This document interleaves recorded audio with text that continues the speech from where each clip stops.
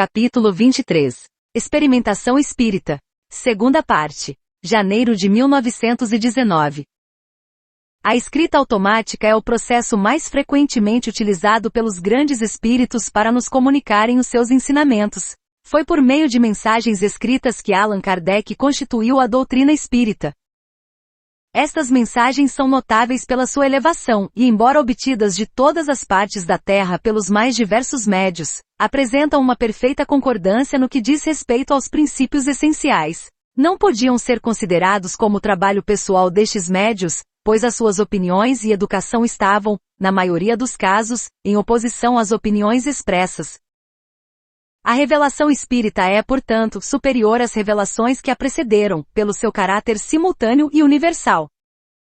No entanto, não os contradiz, mas completa-os, alargando o círculo do nosso conhecimento do mundo invisível, da natureza e do destino dos seres. As diferenças que surgiram inicialmente entre os espíritos latinos e anglo-saxônicos, sobre o tema da reencarnação e das vidas sucessivas, tendem de fato a diminuir e a desaparecer, tendo estes últimos resolvido, provavelmente por instigação dos espíritos superiores, estudar o seu passado e procurar as suas vidas anteriores. O resultado é que as crenças do Oriente e as do Ocidente se estão a juntar e a fundir numa unidade poderosa, para o maior bem e progresso da raça humana. Pouco a pouco, lenta mas seguramente, a humanidade está a construir uma alma comum, uma consciência comum, uma fé comum.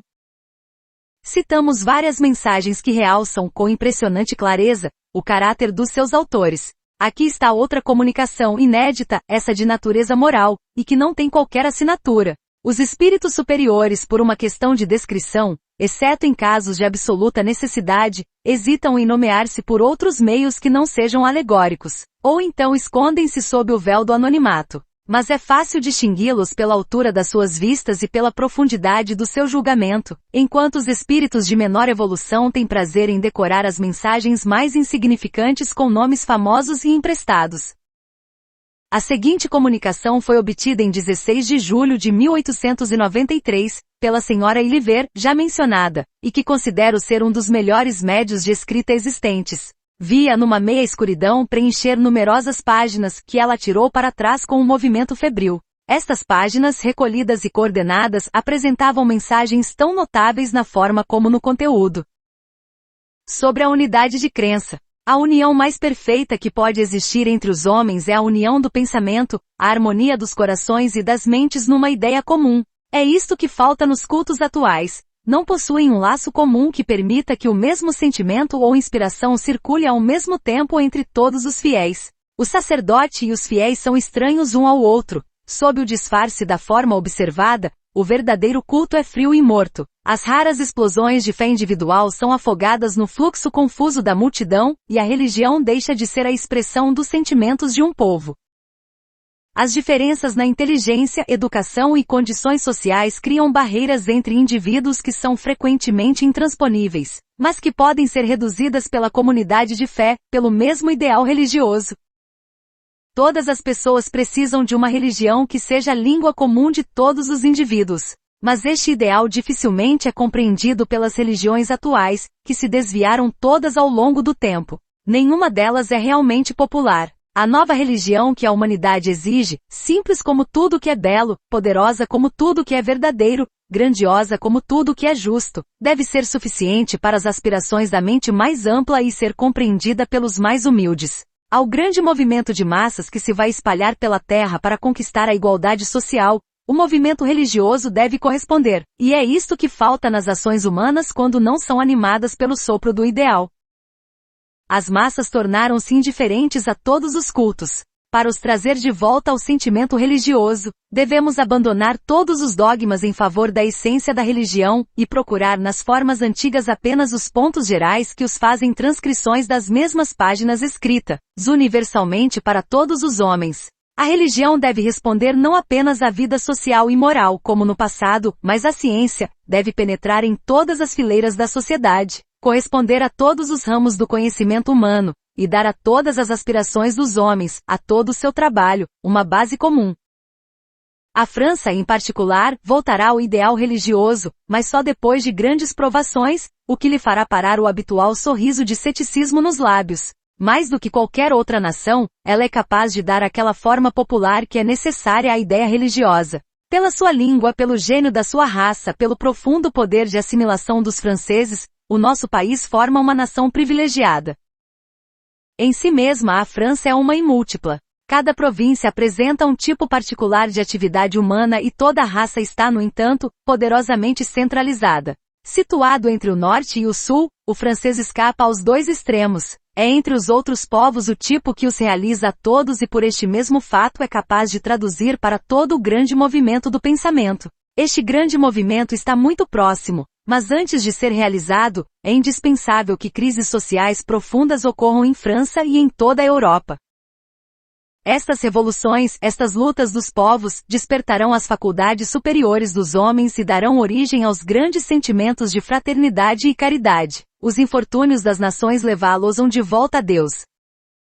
O papel da França será maravilhoso, pois estenderá o seu poder moral sobre todas as nações, de norte a sul, de leste a oeste, lutará pela justiça. Ela introduzirá a ideia de justiça na vida social, atuará transformando as condições da vida humana, pelas conquistas do verdadeiro progresso, que deve ser o de diminuir todo o sofrimento, o de respeitar toda a vida, o de elevar toda a inteligência. Se o papel da França ainda parece vago, é porque ela se prepara inconscientemente para o cumprir, e porque o progresso que fez foi precisamente para se libertar do jugo religioso e para alargar os direitos e poderes de todos. Os excessos causados por este novo estado de coisas tornam impossível ver claramente o enorme passo em frente, a ruptura dos laços que ligavam a França a um passado morto.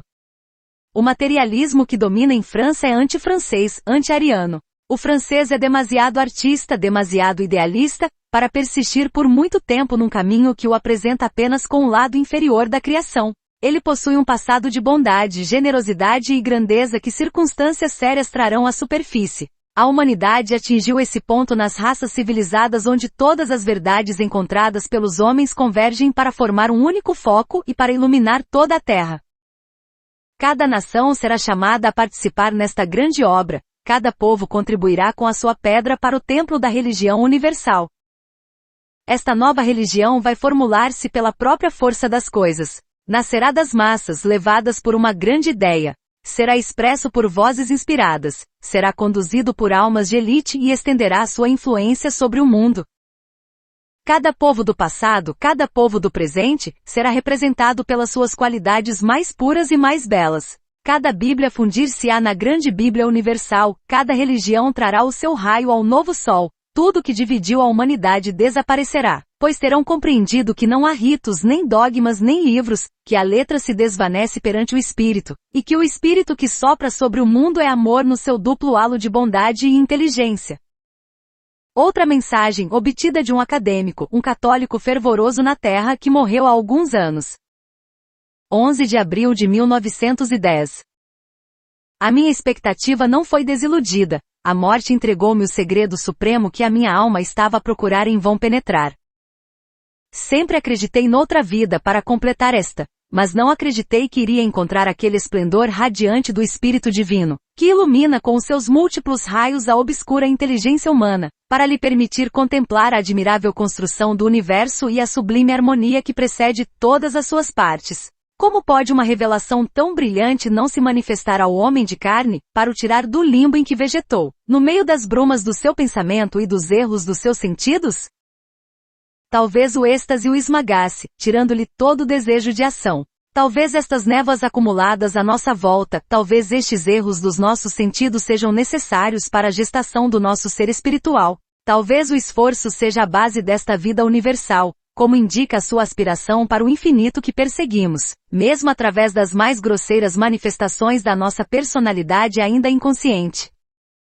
Ainda demasiado novo para a vida espiritual, só posso apreciar o grandioso espetáculo que se desenrola diante dos meus olhos, sem poder mergulhar nas causas secretas que fazem da humanidade terrena uma humanidade murada, vivendo nas masmorras da matéria, enquanto a humanidade celeste espalha suas asas arcangélicas nas imensidades siderais onde todas as forças universais se manifestam no seu maravilhoso conjunto e nos seus efeitos, tão diversos e no entanto tão harmoniosos. Os sonhos dos poetas, as visões dos místicos, as intuições do gênio, as descobertas da ciência, os feitos mais perfeitos da arte, são apenas os ecos tênues, as percepções obscuras que os homens mais dotados agarram em flashes, quando a matéria, por um momento domada, permite à alma vislumbrar o mundo divino. Que doce é a morte para aquele que nela esperou e esperou, não como o fim de tudo, mas como prelúdio de uma ressurreição brilhante. Abençoado aquele que, como eu, fechou a sua pálpebra sobre a escuridão de um mundo em construção, apenas para abrir novamente no triunfo de um mundo completo. Ninguém que vive pode imaginar a alegria ardente que ultrapassa os recém-escolhidos. É a alma entregue que voa com certeza e vida, depois de ter vagueado durante tanto tempo em dúvida e morte.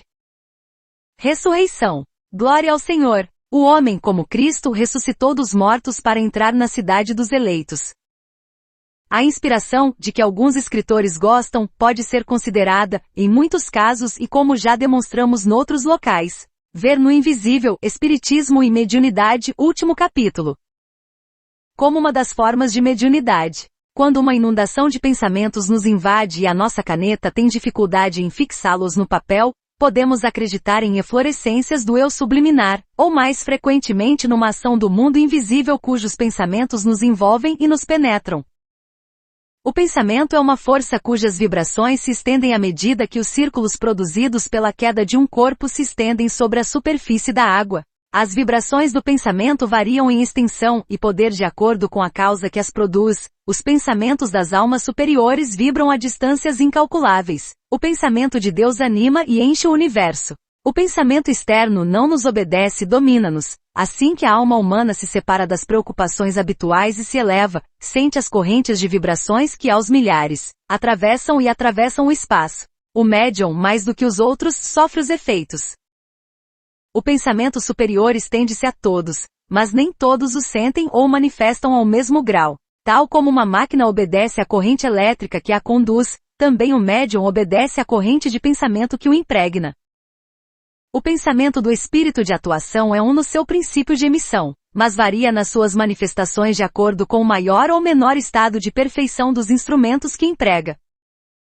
Como vimos, cada médium marca com o selo da sua personalidade o pensamento que lhe vem de cima. Quanto mais desenvolvido e espiritualizado for o sujeito, mais matéria e instinto são comprimidos dentro dele, mais pura e fielmente o pensamento superior será transmitido. O essencial durante as sessões é a passividade, o abandono momentâneo da faculdade de pensamento.